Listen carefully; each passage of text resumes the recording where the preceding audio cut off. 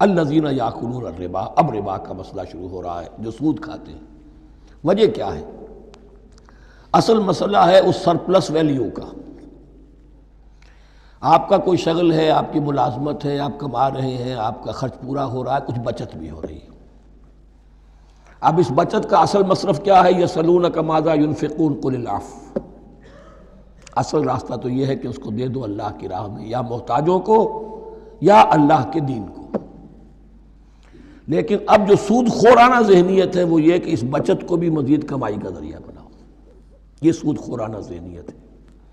لہذا اصل میں سود خوری انفاق کا کی ضد ہے، اور یہ عقدہ مجھ پر کھلا جبکہ القرآن یفسر بعضہ بعضا، اس اصول کے تحت جب سورہ روم کی آیات کا میں نے مطالعہ کیا، وہاں یہی شکل آپ کو نظر آئے گی کہ ان دونوں کو مقابلے میں لایا گیا ہے، اللہ کی رضا جوئی کے لیے انفاق اور ربا، سود پر رقم دینا۔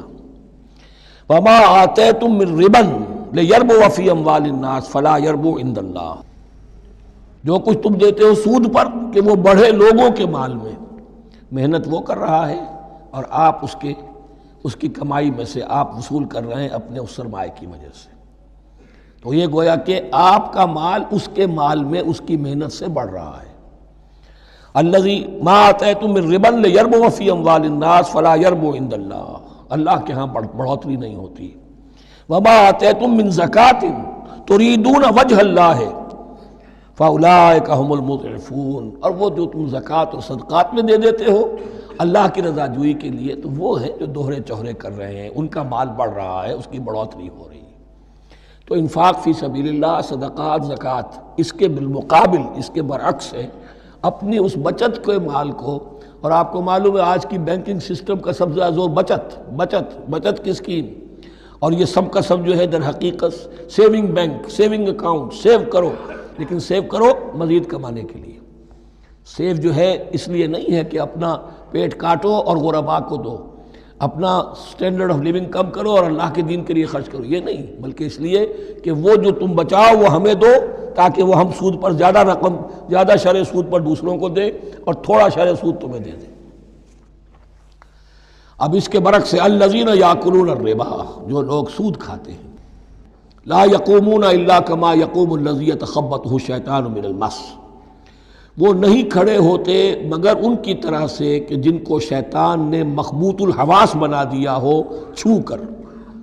یہاں عام طور پر یہ سمجھا گیا کہ یہ قیامت کے دن کا نقشہ ہے، یہ قیامت کے دن کا نقشہ تو ہوگا ہی، اس دنیا میں بھی سود خوروں کا حال یہی ہے، اور اگر ان کا نقشہ دیکھنا ہو تو کسی سٹاک ایکسچینج کو جا کے دیکھ لیجئے، معلوم ہوگا دیوانے ہیں، پاگل ہیں، چیخ رہے ہیں، دوڑ رہے ہیں، بھاگ رہے ہیں، وہ انسان نہیں نظر آتے اس وقت جو بھی کچھ ہو رہا ہوتا سٹاک ایکسچینج کے اندر۔ مخبوط الحواس انسان جو ہے وہ ہو جاتا ہے، یہ سود خوری کی وجہ سے۔ الذین یاکلون الربا لا یقومون الا کما یقوم الذی یتخبطہ الشیطان من المس ذلک بانہم قالوا انما البیع مثل الربا، اور ان کے سب سے بڑھ کر مخبوط الحواس ہونے کا مظہر یہ ہے، یہ اس لیے کہ وہ کہتے ہیں کہ بیع بھی تو ربا کی طرح ہے، بیع بھی تو سود ہے۔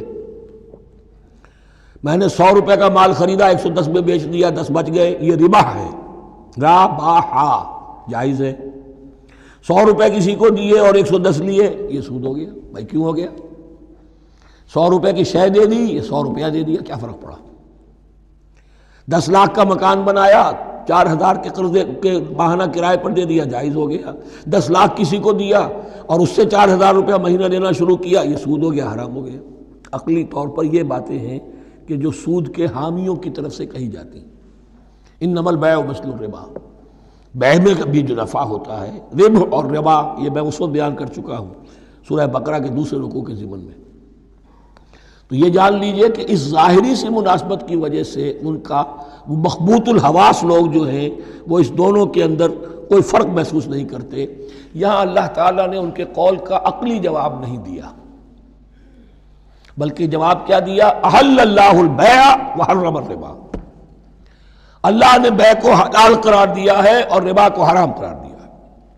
اب تم بات یہ کرو، اللہ کو مانتے ہو یا نہیں؟ رسول کو مانتے ہو یا نہیں؟ قرآن کو مانتے ہو کہ نہیں؟ یا اپنی عقل کو مانتے ہو؟ اگر تم مسلمان ہو، اگر تم مومن ہو تو اللہ کا حکم جو وہ فرمائے، نہ صرف اللہ کا، جو رسول کا ہے، ما آتاکم الرسول فخذوہ وما نہاکم عنہ فانتہوا، جو کچھ رسول تمہیں دے لے لو، اور جس چیز سے روک دے رک جاؤ۔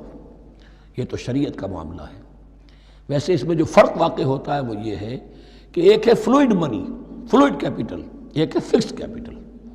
مکان 10 لاکھ کا ہے، لیکن مکان سے جو شخص رہ رہا فائدہ کیا اٹھائے گا؟ 1 مہینے رہے گا نا، بس اس کا بدل آپ نے لے لیا۔ 10 لاکھ روپے کسی کو نقد دے دیے، وہ کسی کام میں لگائے گا، 12 لاکھ بھی بن سکتے ہیں، 15 بھی لگ سکتے ہیں، 8 بھی رہ سکتے ہیں۔ اس میں آپ نے فکسڈ اگر لیا تو یہ حرام ہے۔ ان دونوں میں اگرچہ عام طور پہ کہا جائے گا یہ بھی کیپٹل ہے وہ بھی کیپٹل ہے، مکان بھی تو سرمایہ کی ایک شکل ہے، لیکن یہ فکسڈ کیپٹل ہے، اس کی شکل بدل نہیں رہی ہے۔ اس مکان میں تو ایک شخص رہ جائے گا، سکنا ہوگا، اس کی رہائش ہے، یا آپ کہیں گے اس کی ویئر اینڈ ٹیئر ہے تو اس کا آپ نے بدل لے لیا، بس ختم۔ لیکن وہ جائے گا، وہ مکان آپ کے لیے رہ جائے گا۔ لیکن یہ کہ 10 لاکھ جس کو دیا نقد، وہ کاروبار کرے گا، کچھ اور کہیں لگائے گا، اس کے اندر اضافہ بھی ہو سکتا ہے، کمی بھی ہو سکتی ہے، اس میں پھر فکسڈ پروفٹ لینا یہ ہے حرام، اور ان دونوں میں کوئی مناسبت نہیں۔ لیکن اللہ تعالیٰ نے یہ جواب نہیں دیا، جواب دیا احل اللہ البیع وحرم الربا فمن جاءہ موعظۃ من ربہ فانتہی فلہ ما سلف، تو جس شخص کے پاس اس کے رب کی طرف سے یہ نصیحت پہنچ گئی اور وہ باز آ گیا، رک گیا، فلہ ما سلف، تو جو کچھ پہلے وہ لے چکا ہے وہ اس کا ہے، وہ اس سے واپس نہیں لیا جائے گا، حساب کتاب نہیں کیا جائے گا کہ تم اتنا سود کھا چکے ہو واپس کرو۔ لیکن اس کا یہ مطلب بھی نہیں کہ اس کا کوئی گناہ ان پر نہیں ہوگا، وَأَمْرُهُ إِلَى اللَّهِ، اللہ کے حوالے رہے گا، معلق رہے گا، اللہ چاہے گا تو معاف بھی کر دے گا، اور اللہ چاہے گا تو پچھلے سود کے اوپر بھی اس کی سرزنش ہوگی۔ أَمْرُهُ إِلَى اللَّهِ وَمَنْ عَادَ، لیکن اس نصیحت کے آنے کے بعد بھی جس نے دوبارہ یہ حرکت کی، فَأُولَٰئِكَ أَصْحَابُ النَّارِ هُمْ فِيهَا خَالِدُونَ، تو یہ جہنمی ہے اور اس میں ہمیشہ ہمیشہ رہے گا۔